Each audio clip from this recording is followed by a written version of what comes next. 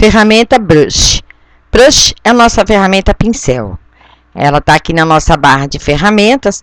Ela tem algumas outras configurações secundárias, mas que não tem tanta importância. A mais importante realmente é a Brush Tool.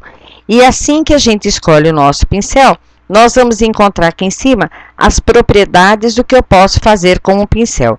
E, inclusive, se você tiver uma mesa, tablet, uma mesa para poder trabalhar, você tem a pressão do seu pincel aqui, onde você pode pôr mais ou menos pressão, diferentemente do que você trabalha com um mouse. Aqui, quando a gente escolhe um pincel, eu posso definir aqui o tamanho do meu pincel, em pixels, e a dureza do meu pincel.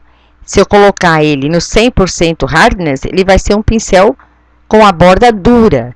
Se eu colocar esse mesmo pincel com 0 ali, ele vai ter uma borda esfumaçada, tá certo?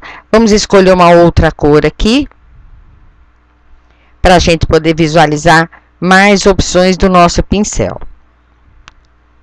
Então, voltando aqui, além disso, de você escolher tamanho e você escolher a dureza do seu pincel, ele traz aqui vários pincéis para a gente. Inclusive aqui, do lado, nós temos as bibliotecas de pincéis.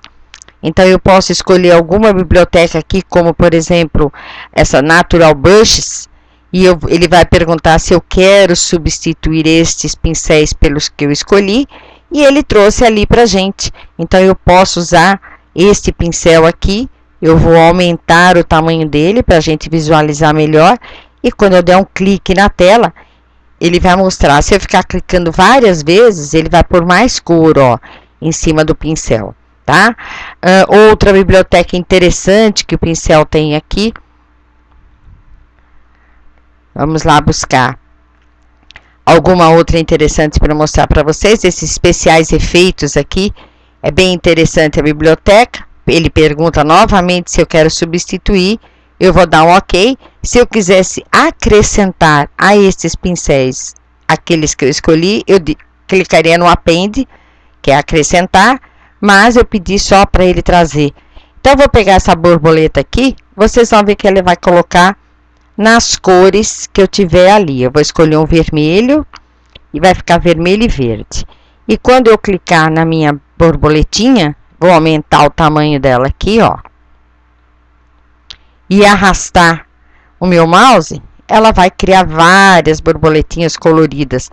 Dependendo do tamanho que eu clicar, ela vai fazer mais ou menos borboletas. Se eu der um clique e arrastar, são efeitos especiais de pincel que ela vai colocando na nossa tela, tá ok? Além disso, nós vamos poder criar pincéis, e isso a gente vai ver na próxima aula.